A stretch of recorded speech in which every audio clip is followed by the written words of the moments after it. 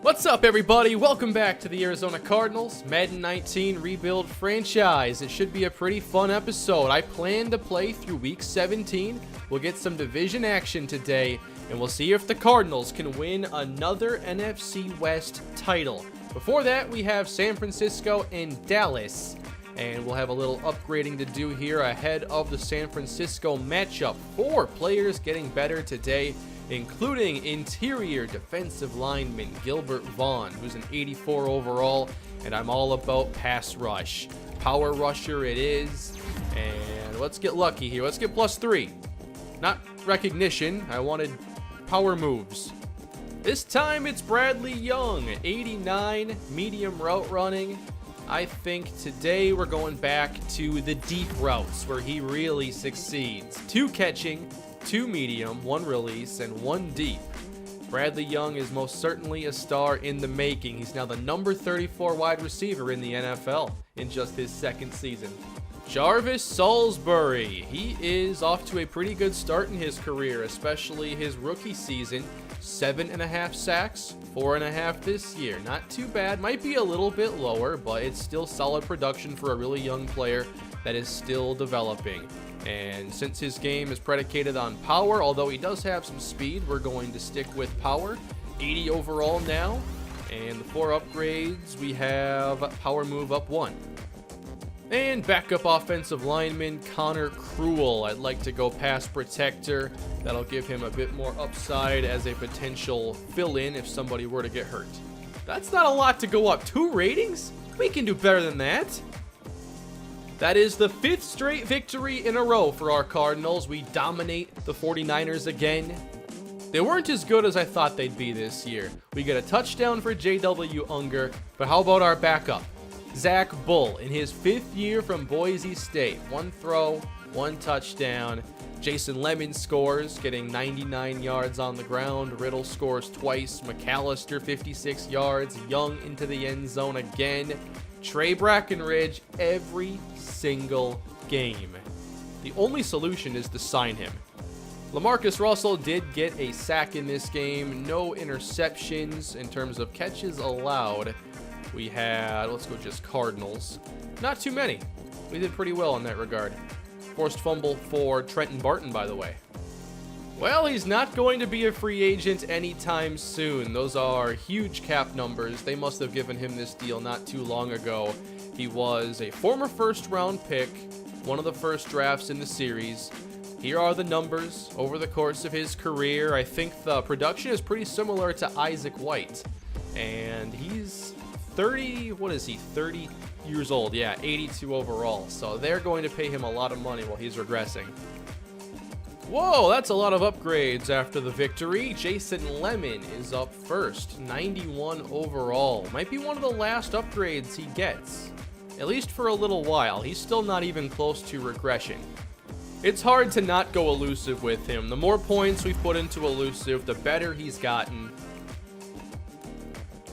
For a good tackle, Turner Dye sure has some really bad ratings with his run block power and run block finesse. I think we will go, I'd like to help out that run blocking a little bit. Agile it is, 88 overall, 5 ratings up. There you go.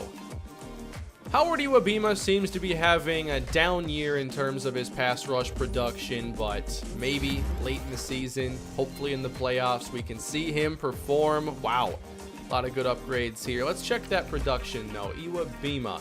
Has been re-signed to a long-term deal, but right now it would be a career low in sacks. Still high in tackles for loss, which is another number you should look at. Tackles for loss are pretty valuable, and he has a deflection this year.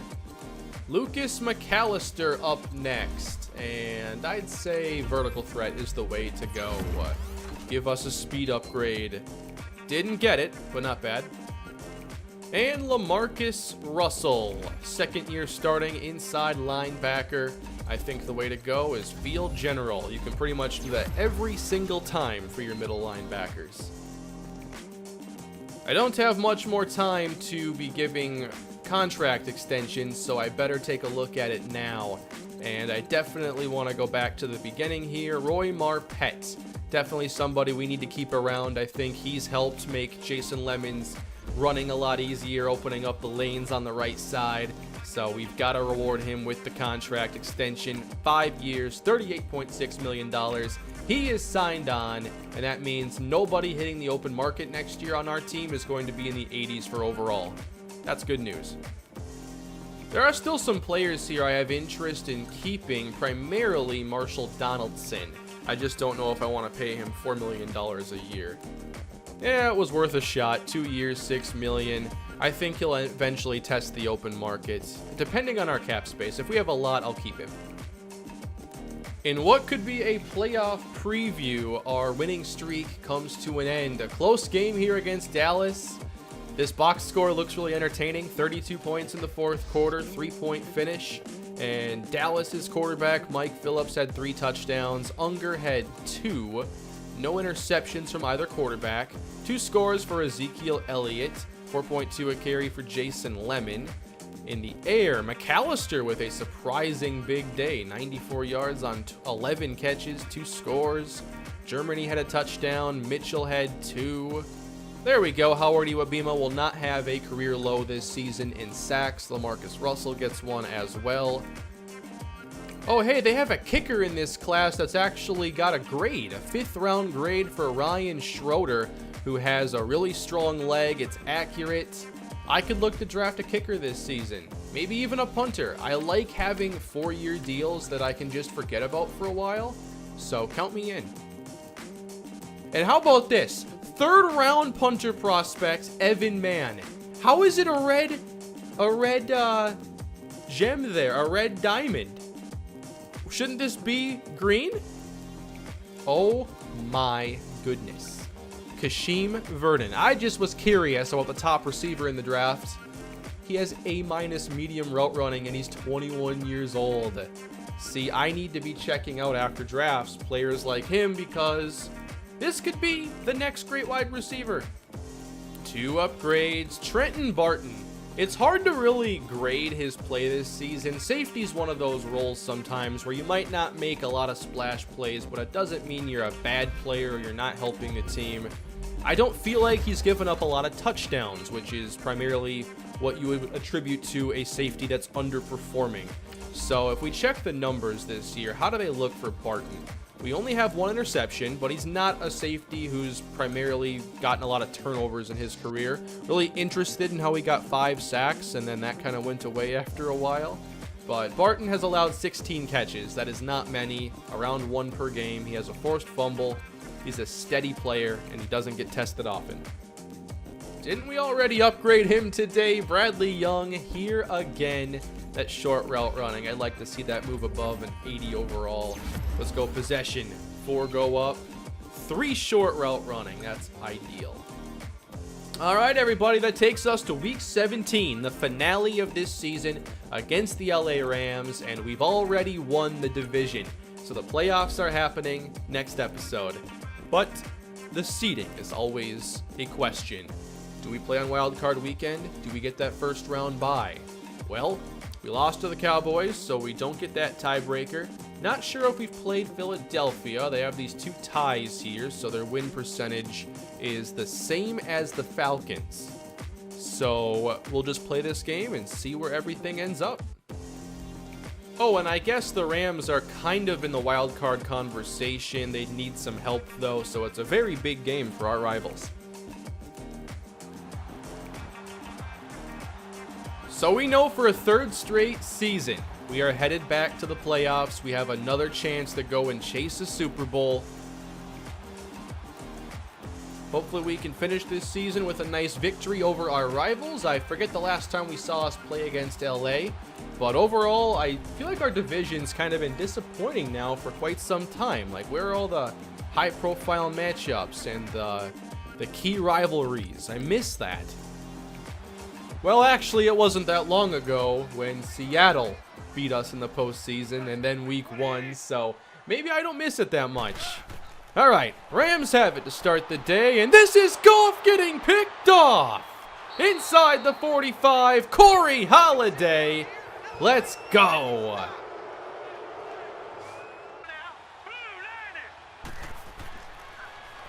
Let's go, Arizona. Downfield and broken up for Lucas McAllister. This time in the tight shotgun formation. It's Unger on second down. Plenty of time and open. First down, Onobun. We spread the field out now. Second down for Arizona. Very quick and incomplete, setting up third down. So we know Atlanta lost, so they're at 11 victories. Best we can do is 11, so that's good news for us. 9 yards to go. Unger goes underneath. Young trying to pick it up. He is stopped shy. Oh, that's 1,000 yards, though. We can celebrate that. Sean McVay does not look happy at all. LA takes over. It's 3-0 Arizona, and they'll now run it up the middle, and that is not Todd Gurley. This is Boswell. I didn't check out their injury situation or anything prior to the game, but now I'll probably need to. Oh, Rosen, what happened? 42-7. Back we go. Goff, play action, over the middle, and got him in stride for a big gain in Cardinal territory, 27 yards. That's not good. Todd Gurley out for 5 weeks. Is it really his 14th season? It is seriously year 14. So I'm thinking that this Rams team is going to look very different soon. Gurley's going to retire. Goff's going to retire sometime soon. Pearson Boswell is the starting running back today, who offers a decent blend of speed and elusiveness. Has a nice spin move. Looks like at receiver, Fisher Sanders is a good player, but they don't really have dynamic speed on this offense.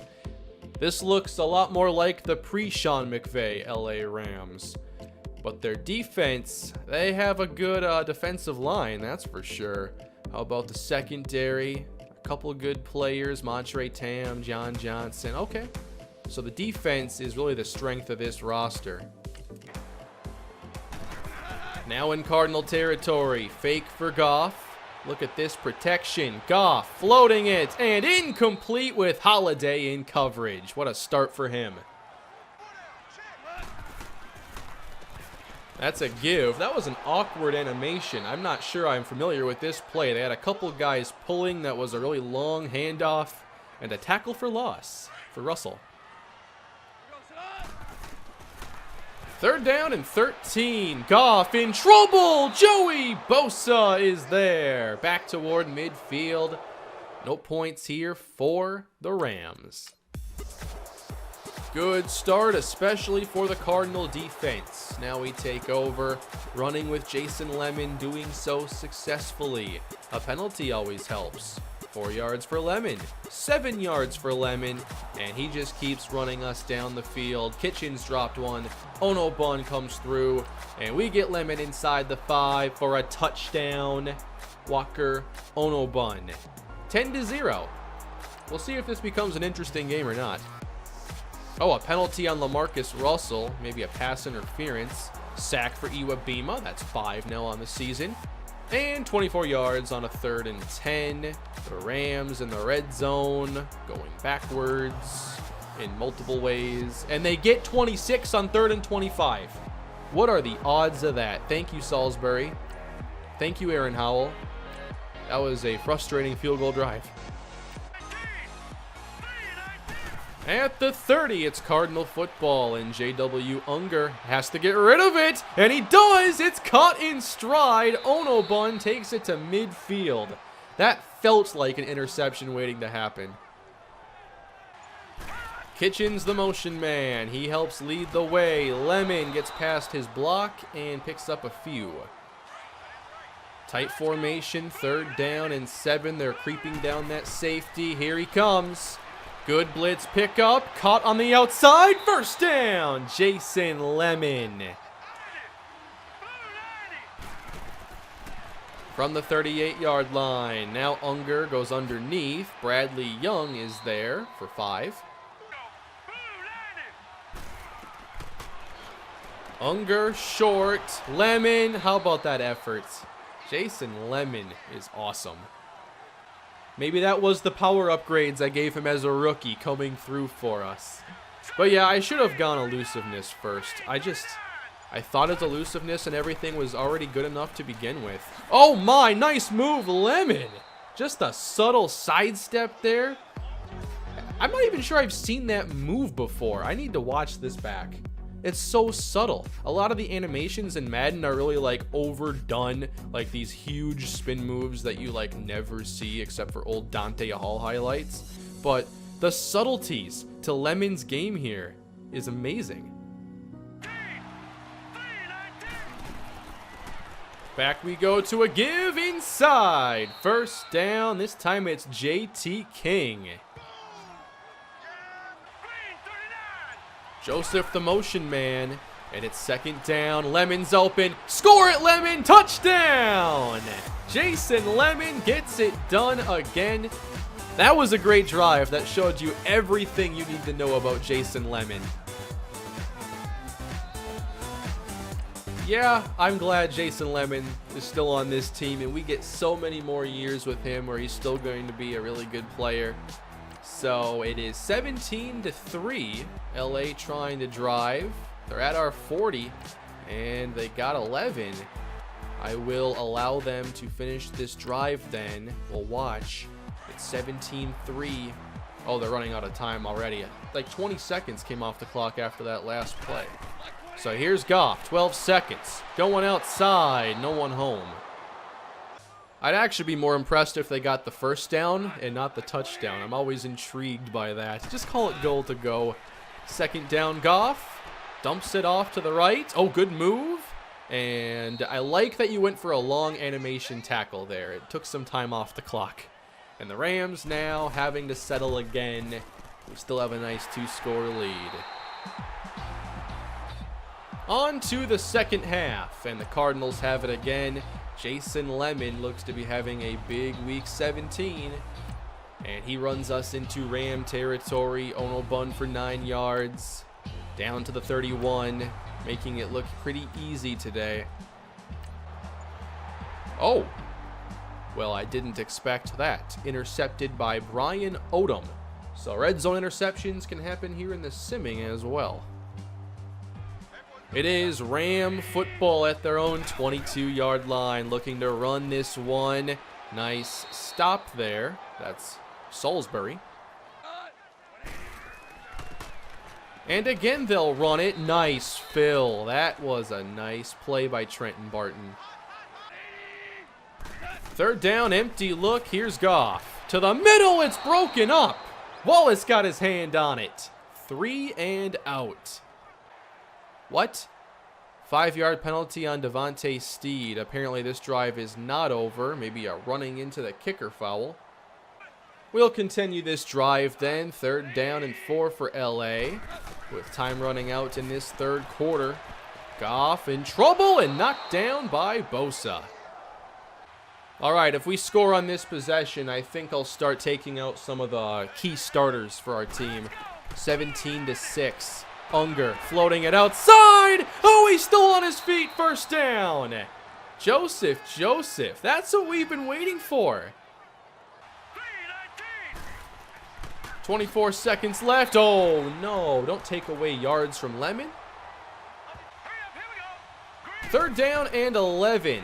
Let's see Unger throw it deep. It's been a while. Unger is getting sacked. I already knew it.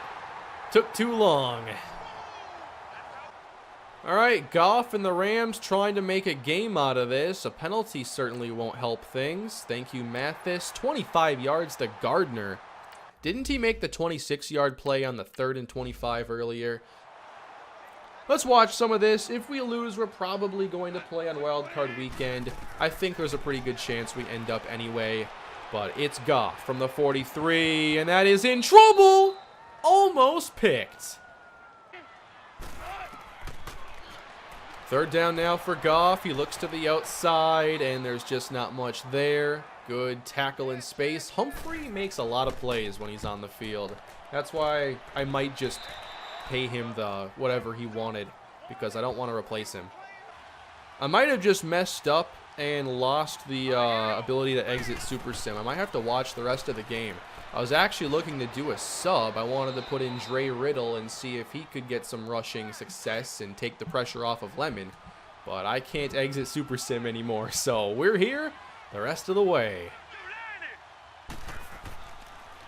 And we're going to throw it, and we're going to drop it. Oh no, bun. That's one of those I wouldn't call a drop, though. Those are really tough to hang on to. 3rd and 1. Spurlock, the motion man. How come Madden doesn't keep track of drops, by the way, over the course of more than a game, as Lemon is stopped for a loss? Now I get to watch punts because I can't exit Super Sim. LA, 6.5 minutes. Back at their own 22-yard line. All right, Rams, can you make this interesting? Goff will start. He has a wide open receiver, and Huval can't rip the ball out. Empty set, Goff quick, middle, caught, first down, and we definitely have our strip ball setting on aggressive. Hey, the Vikings win 10-6. The Vikings are never good. We could actually see them in the playoffs, maybe. Probably not, but maybe. Dumped off outside. Oh, Humphrey couldn't make the tackle. Good play. Approaching the 4-minute mark. LA needs to make some plays, and that one's picked off. And it's going back the other way. One man to beat, but the lineman got the angle. Cardinals take over thanks to Denard Huval. Goff gave it right to him.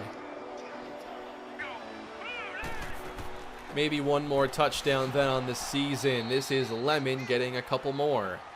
Take him out, he has 20 carries. Now it's Unger throwing. He's going downfield, finding Onobun inside the 10.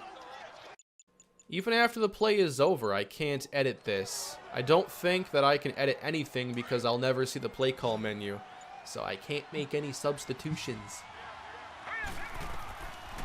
We're still throwing, though. We sure know how to run the clock. Touchdown, Jason Lemon. How about him as a receiver lately? That's 5 receiving touchdowns, 3 of them in the last 2 episodes.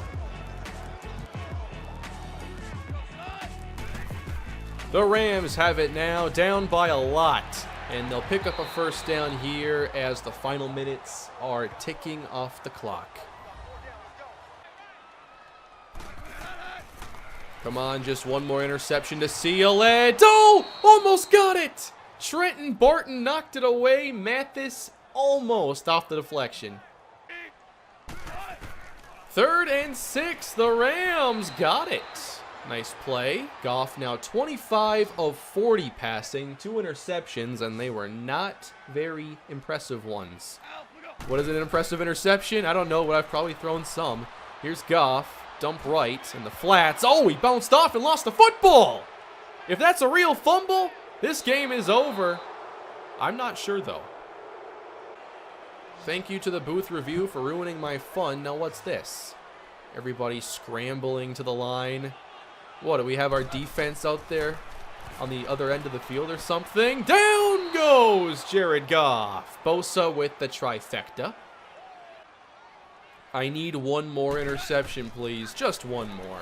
Goff, downfield. Oh, we got him! Inside the 10 and driven out of bounds. They're going to run it into the end zone. Touchdown, Los Angeles Rams. Not much time to go in the season. Hopefully just one last play, and it's a good one for Jason Lemon. And that might put him over 100 yards. Are you really using your timeouts? All right, if I could phone in a play call right here, it would be 4 verticals, and you're throwing it deep no matter what. But instead, we'll take a knee and then have to do it all over again. All right, everybody, that is game. A successful season again for the Arizona Cardinals. That's 3 straight double-digit winning seasons, 3 straight playoff berths, I believe 3 straight division titles. Can we do something with it this time? Here are the quarterback numbers. 3 touchdowns for Unger, no touchdowns for Jared Goff. Jason Lemon, 101 yards. That's just on the ground. 52 receiving, 2 touchdowns.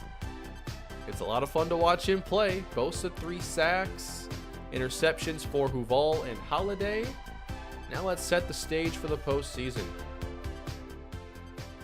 Oh, there is an injury we suffered though. LaMarcus Russell, he's out for the season. A foot fracture. That is actually really important because now that means Moses Humphrey becomes the sub linebacker that takes his spot. I thought for a minute like, oh man, what do we do? But that's why Humphrey was on the field so much. I didn't notice there was an injury. Okay then, Moses Humphrey. I know a lot of you like him. 76 overall, 83 speed, 80 zone coverage. He fits this role, and hopefully he plays well in the playoffs. We will be playing on Wild Card Weekend against the New Orleans Saints. It will be at home, but it's against a really good team. We do not get the first round bye this time. 11-5 is a very good record though. Looks like the bye went to the Falcons and the Eagles thanks to those 2 ties. So how about that? We have more wins than one of the teams that got a first round bye. That's hilarious. Did we lose to them though? I don't know if we played them. No, we didn't. So that's fun. We don't get a first round bye. They do because of 2 ties. All right. So we get the Saints up next. We have yearly awards to check out. I'll look at league leaders as well. But let's take a look at this matchup against the Saints. They have the top left tackle in the game, Raymond Snyder. Devon Del Greco, he's really good. Charles Brenner, Dion Finney, Carroll Mitchell. I know we saw them not long ago in a pretty key game. They do have a lot of speed at receiver, so that definitely concerns me. Del Greco's their best. And then the offensive line, they have Snyder, a really good center, and a pretty good right tackle. Great linebacker, Carroll Mitchell, 4th year, star development. That's the value of it right there. 81 speed, great tackler, great block shedding. Not really great in coverage though.